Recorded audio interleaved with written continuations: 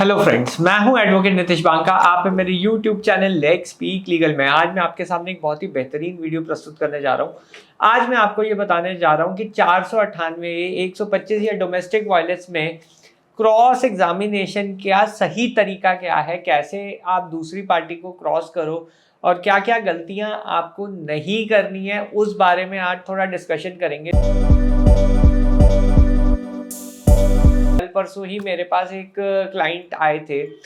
उन्होंने मुझसे पूछा था, वो काफ़ी घबराए हुए भी थे कि उन्होंने ये कहा था कि उनके वकील साहब ने क्रॉस में एक गलती कर दी थी, जिसकी वजह से उनको बहुत डर लग रहा था कि कहीं वो केस हार ना जाए। तो यहाँ पे उन्होंने मेरे साथ डिस्कशन की और मैंने उनको बताया कि ये गलती की आपके वकील साहब ने कि यहाँ पे ये क्वेश्चन नहीं पूछना चाहिए था, उन्होंने वैसा क्वेश्चन पूछा था। तो आज क्या है वो क्वेश्चन, वो आज डिस्कस करेंगे, क्या गड़बड़ हुई उस केस में वो डिस्कस करेंगे। और आप भी अपने केसेस में सीखिए कि ये गड़बड़ ना हो, ताकि आप जो है अपने केसेस जीते। देखिए, ऑब्जेक्टिव ये होता है कि आप अपने केसेस जो है ढंग से लड़िए और ऑब्वियसली पॉजिटिव डायरेक्शन में जीतिए। अगर सेटलमेंट नहीं होता तो एक ही ऑप्शन आपके पास रहता है कि आप मेरिट पे अच्छी तरह कॉन्फिडेंटली अपना केस लड़ें। अगर आप देखिए अपने केसेस को लेके कॉन्फिडेंट नहीं है, मोटिवेटेड नहीं है और आपको लगता है कहीं कुछ गड़बड़ हो गई है, तो आप ओपन डिस्कशन कीजिए उस चीज़ के ऊपर। नहीं तो फिर प्रॉब्लम क्या है कि उसका सल्यूशन जो है नहीं निकलेगा और फिर आपको पता नहीं चलेगा कि क्यों जो है ऑर्डर नेगेटिव आया आपके। तो यहाँ पे जो है इस चीज़ का रखे ख्याल। अब देखिए, क्रॉस एग्जामिनेशन एक टेक्निक होती है, ये एक मौका होता है आपके लिए कि आप जो है दूसरी पार्टी का केस जो है वीक या डिमोलिश कर सकते हैं, या फिर अपना केस भी वीक या डिमोलिश कर सकते हैं। दोनों में से एक चीज़ हो सकती है, क्योंकि ये जो है दो धारी तलवार की तरह काम करता है क्रॉस एग्जामिनेशन। और इसकी एक टेक्निक है जो आज मैं डिस्कस कर रहा हूँ। क्या उस केस में गड़बड़ हुई थी जो मैं क्लाइंट लाए थे, कि उनके वकील साहब ने क्या गड़बड़ की थी, वो भी आज हम डिस्कस करेंगे। देखिए, क्या होता है कि क्रॉस एग्जामिनेशन एक ऐसा दो धारी तलवार है जिसमें आपका केस बन भी सकता है, बिगड़ भी सकता है। अब यहाँ पे क्या होता है कि क्रॉस एग्जामिनेशन एक झूठ पकड़ने की मशीन होती है, पर इस मशीन को आप तभी यूज़ कर सकते हैं जब आपके हाथ पक्के हों। अब मैं एक एग्जांपल के तौर पे समझाता हूँ। सपोज वाइफ कहती है कि वो कुछ अर्न नहीं करती है, कहीं पे कुछ नहीं कमाती है, सपोज ये सिनेरियो है। पर आपको पता है कि वो अर्न करती है, आपके पास पूरा का पूरा जो है रिकॉर्ड है, बैंक रिकॉर्ड्स हैं कि उसकी सैलरी आती है और वो कहाँ पे काम करती है, किस पोजीशन पे काम करती है, वो सब चीज़ें आपको पता है। तो सबसे पहला सवाल तो आप वाइफ साइड से यही पूछोगे कि आप क्या अभी नौकरी करते हो। क्वेश्चन यही होगा, हाँ या ना में जवाब आएगा। ऑब्वियसली क्रॉस एग्जामिनेशन का ऑब्जेक्टिव जो है विक्टिम या वाइफ साइड से एक्सप्लेनेशन मांगना नहीं है। एक्सप्लेनेशन वो एक्सप्लेन कर चुकी है, आप जितना ज़्यादा उससे एक्सप्लेनेशन मांगोगे वो जो है आपका केस और वीक कर देगी। तो आपका जो क्वेश्चन होना चाहिए आपके कंट्रोल में होना चाहिए। आपको पता है उसका आंसर नहीं आएगा, नो आएगा, तब आपको क्या करना है, क्योंकि आपको ये पता है कि वाइफ कहाँ पे वर्किंग है, तो आप बहुत कॉन्फिडेंट हो इस क्रॉस एग्जामिनेशन को लेके, तो आपको उसी लाइन पे क्वेश्चन पूछने हैं। तो आपको ये नहीं पूछना कि आप क्यों नहीं काम करते, आप क्यों नहीं जॉब पकड़ते। ऐसे क्वेश्चंस आपको अवॉइड करने, क्योंकि वो कोई भी रीज़न बोल सकती है और वो फिर ऑन रिकॉर्ड आ जाएगा रीज़न। अगर आपको पता है कि वो जो है जॉब नहीं करती है और आपके पास प्रूफ भी है वो जॉब करती है, तो लाइन ऑफ क्वेश्चनिंग एक्सप्लेनेशन की तरफ नहीं जाएंगे कि आप क्यों नहीं जॉब करते, आप तो केपेबल हो, आप कर सकते हो। ऐसे ऐसी चीज़ें आपको नहीं पूछनी है। आपको सिर्फ रेलेवेंसी पे पॉइंट करना है कि वाइफ ने कहा, एक एडमिशन दिया कि वो जॉब नहीं करती, आंसर आया नहीं, मैं जॉब नहीं करती। नेक्स्ट क्वेश्चन पे आइए, नेक्स्ट क्वेश्चन में आइए, क्या आप इस कंपनी में जॉब करते हो। वो चुप हो जाएगी, उसे समझ नहीं आएगा कि क्या हुआ है, कि क्यों ये क्वेश्चन पूछा गया है उसे, और इनको कैसे पता चला कि मैं इस कंपनी में जॉब करती हूँ। अगर आंसर येस आता है तो विक्टिम या वाइफ साइड ने खुद ही अपने आप को कॉन्ट्रडिक्ट कर दिया।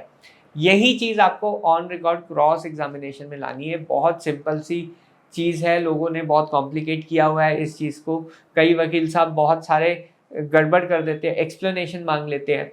अब जो वो वाला केस था मैं उसके बारे में बात कर रहा हूँ, उसमें क्या गड़बड़ हुई। पत्नी ने कहा कि वाइफ साइड ने जो है कैश में दहेज दिया, तो वकील साहब ने ये क्वेश्चन पूछ लिया कि आपने कब कब विड्रॉ किया वो पैसा। तो ऐसे क्वेश्चन नहीं पूछने चाहिए जिसका ऑलरेडी प्रूफ ही नहीं एग्जिस्ट करता है। आप प्रूफ क्यों एग्जिस्ट करवा रहे हो? वाइफ साइड अपनी पूरी की पूरी बैंक स्टेटमेंट ले आई, 2-3 विड्रॉल दिखा दिए, 7 लाख रुपए के विड्रॉल दिखा दिए वाइफ ने कि ये हमने कैश विड्रॉ करके दे दिया। तो यहाँ पे आपका खुद का केस वीक हो गया। तो यहाँ पे जो है आपको ये चीज़ का ध्यान रखना है, जब भी आप क्रॉस एग्जामिनेशन कर रहे हैं तो जिस चीज़ का प्रूफ नहीं है, जैसे कोई डेट नहीं है, कोई इंसिडेंट का स्पेसिफिसिटी नहीं है उसमें, तो आप वैसे सवाल नहीं पूछेंगे कि आप पूरा का पूरा इंसिडेंट एक्सप्लेन करो, कैसे हुआ ये इंसिडेंट, कब हुआ ऐसा इंसिडेंट, कितने बजे हुआ ये इंसिडेंट। जब डेट टाइम प्लेस है ही नहीं टेस्टिमनी में, तो आप क्यों अपना केस बिगाड़ रहे हो वो सब चीज़ें इन्फॉर्मेशन लाके। तो यहीं पे जो है क्रॉस एग्जामिनेशन जो है गड़बड़ बिल्कुल हो जाता है, और यहाँ पे जो है केस आपका पूरा बेकार हो जाएगा। अगर आपको ये चीज़ समझ आई है, थोड़ी सी कॉम्प्लिकेटेड लगेगी आपको, बट मैंने सिंपल शब्दों में आपको बताया। तो कोई भी क्वेश्चन ऐसा मत पूछिए जिससे वाइफ साइड को उसको एक्सप्लेनेशन का मौका मिले। कोई भी ऐसा क्वेश्चन नहीं पूछिए, जैसे मैंने आपको कहा कि वाइफ साइड ने एडमिट किया कि उसने कैश में डाउरी दी, और उसके बाद वकील साहब ने पूछ लिया कि आप दिखाइए बैंक से आपने कब कब विड्रॉ किया, वो बैंक स्टेटमेंट ले आई। तो यहाँ पे ऐसे सवाल मत पूछिए जिसका जवाब आपको खुद नहीं पता है कि यहाँ पे आपको पता नहीं है कि वाइफ साइड ने सही में वो 7 लाख रुपए विड्रॉ किए थे बैंक में या नहीं किए थे। तो आपको जब तक आप बिल्कुल श्योर खुद ना हो कि जवाब क्या आएगा, तब तक वो सवाल पूछना नहीं है। एक ये थंब रूल जो है क्रॉस एग्जामिनेशन का ध्यान रखिए। दूसरी चीज़ मैंने आपको जैसे बताया, एक्सप्लेनेटरी क्वेश्चंस आपको बिल्कुल नहीं पूछने हैं। शॉर्ट एंड क्रिस्प क्वेश्चंस पूछने हैं, येस और नो के जिसका जवाब आएगा उस लाइन में आपको क्वेश्चन पूछने हैं। अपने डिफेंस एविडेंस जो है, आपके पास जो इन्फॉर्मेशन है उसको आपको पुटअप करना है, कन्फ्रंट कराना है। जैसे मैंने एक एग्जांपल आपको बताया कि वाइफ साइड जॉब करती थी कहीं पे और उसने नो ऑन रिकॉर्ड बोला, फिर आपको उसे स्पेसिफिक कंपनी का नाम जब आपने पूछा तो उसने एडमिट कर लिया, हाँ मैं यहाँ काम करती हूँ, मेरी इतनी सैलरी है। तो ऐसे आप क्रॉस की टेक्निक 498A, 406, 125 या इवन अपने डिवोर्स केस में पूछ सकते हो। ऑब्वियसली अगर आपके पास किसी चीज़ का एविडेंस है और वाइफ साइड की भी नॉलेज में है वो एविडेंस, जैसे उसने अगर रिलेटिव्स के सामने आपकी बेइज्जती की है सपोज, तो आप उसे स्पेसिफिक क्वेश्चन कर सकते हो कि इस दिन आप इस रिलेटिव के घर गए थे, इस दिन आपने इस रिलेटिव को ये बोला था, ऐसे ऐसे करके आप क्वेश्चन पूछ सकते हो। अगर वाइफ साइड ने मना कर दिया तो ऑब्वियसली आप वो रिलेटिव को विटनेस बना के कोर्ट में जो है गवाही दिलवा सकते हो। और विटनेस की क्रेडिबिलिटी, बेसिकली आइडिया ये है कि विटनेस की क्रेडिबिलिटी हिट करनी है कि वो जो है ऑन ओथ जो है सही स्टेटमेंट नहीं दे रहा है, वो जो है ऑन ओथ रिलायबल नहीं है, वो जो है उसका एविडेंस ट्रस्ट वर्दी नहीं है। तो यहाँ पे इम्पॉर्टेंट चीज़ ये याद रहेगी। एक और एग्जांपल मैं आपको दे देता हूँ चलते चलते। एग्जांपल ये है कि सपोज हस्बैंड ने एक मीडिएशन इनिशिएट किया था और वाइफ ने वो चीज़ कंप्लेंट में डिस्क्लोज नहीं की थी। तो आप क्वेश्चन यही पूछेंगे कि वाइफ साइड से कि जब आपका केस जो है बिल्कुल जब आप चले गए तो हस्बैंड साइड ने मीडिएशन इनिशिएट किया था, क्वेश्चन आप ये पूछोगे। अगर आंसर नहीं आता तो आपके पास सारा मीडिएशन का रिकॉर्ड आएगा, तो आप ये बोल सकते हो कि ये डॉक्यूमेंट देखिए, यहाँ पे हस्बैंड साइड ने मीडिएशन के लिए अप्लाई किया था और आपने मीडिएशन प्रोसीडिंग्स अटेंड की थी इस डेट्स पे। तो यहाँ पे अगर वाइफ खुद झूठ बोलेगी तो वहाँ फंस जाएगी। तो ऐसे क्वेश्चन आपको जो है बनाने पड़ेंगे कि आपको पता है कि आपके हाथ में क्या एविडेंस है और आपको वाइफ से क्या चीज़ें कन्फ्रंट करानी है।